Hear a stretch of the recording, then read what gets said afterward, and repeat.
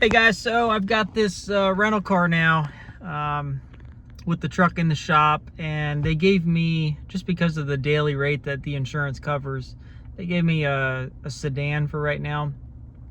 So I didn't want to pay any extra at this point. If I need a truck, I'll switch it out and get something that's a little bit bigger. But for now, I've got a car. They gave me a vehicle, Nissan Altima. I think this is a 2025. We'll take a look at the door sticker to make sure. But this is newer vehicle as well. I wanted to compare it to some of the other cars that I've looked at, especially that Camry I just looked at. We'll take a look at this and compare it to that and see what the difference is. How good is a Nissan today, and how DIY friendly is it for someone like me or us to own and work on. All right, so the first thing I'll say driving this car is I don't really like it. The way it drives is much less engaging and less fun than the Camry I just drove the other week when I had that car for work. This car, I mean, it drives nice, it handles well, but it just feels very boring compared to the Camry. And I'm not sure if that's just because this is a base model and it's a gas-only engine, and the Camry was a hybrid. But let me tell you, the acceleration and handling of the Camry was way beyond what this car is here. So this car is probably decent, and if you just want a car to get you from point A to point B, it might be good. But it's just bare bones, basic. I mean, it's nice. There's no major rattles or anything like that. Handling is decent, but it's a new car. It only has 14,000 miles on it. So any car like that's going to drive pretty nicely. It should. Doesn't have a lot of features. You can see kind of the standard stuff. There is no start stop on this. I'm not sure if Nissan doesn't do that, but push button start as well. But yeah, I mean, it's got the basics. It's a nice car. It's quiet down the road and smooth. The seats are comfortable. But yeah, I'm just not a huge fan of the way it handles. It's pretty boring. All right, so let's hop outside. We'll take a look at the outside, and then we'll pop the hood and see what's underneath. So here we got the outside. I mean, it looks nice. Looks pretty decent. Has nice wheels on it. Not sure what it is here. 17-inch wheels on this. It's starting to rain here, so we'll just do a quick run around. But yeah, it's a decent looking car, but very basic, almost like a Jetta type car. Nothing special about it. Just your standard sedan, cheap rental car, I guess. All right, let's take a look now under the hood of the vehicle. How friendly do you think this would be?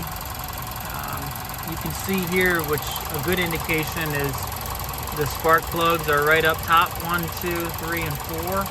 So very easy to change those out. This is, again, just your standard gas engine. So down here, you can see the serpentine belt, the drive belt. Should be pretty simple to swap that out. It's very similar to like Hondas or like this on the side. Maybe some sensors you can swap out. Nothing major. You've got your Nissan, I guess, blue coolant they're using now.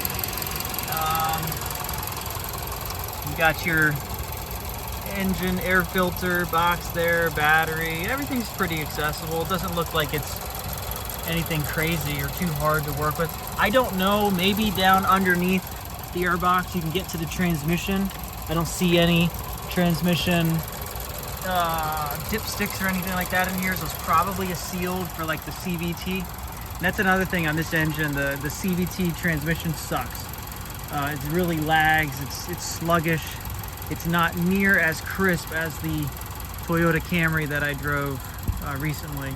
So just something to think about. Again, I don't think this is a bad car, but I would not buy one myself because there's no way I'd want to tolerate driving something like this every day. But vehicle is okay. I guess it might be easy to work on and somewhat easy to maintain. And here we've got the sticker. So this is manufactured in 07 of 24, so it's probably a 24 or 25, I guess, year model. most recent refresh update. So yeah, this is the Nissan Altima. It looks like it's a 2025 or late model 24, probably the 25, as this is the most refreshed version. But yeah, I mean, it's a decent car. It's just probably not something I would buy if you don't really care about your car and just want something to get from point A to point B.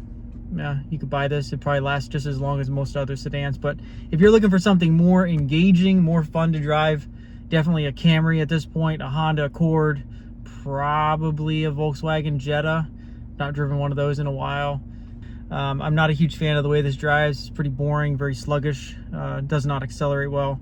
But, you know, decent car. I would not buy one myself, but if you like it, it's probably not the end of the world. It's better than some others that are out there. So yeah, that's just my thoughts on it. And in my opinion, you know, I'd pass on this one, but you can make your own decision. So hope you enjoyed this. If you like this kind of video, like the video or subscribe, and drop a comment down below if you want me to look at another vehicle or try to get my hands on something, or look at something more in detail on a vehicle that I do have. If you have any suggestions, I'd love to hear it. So let me know what your thoughts are, and until next time, I'll see you. Bye-bye.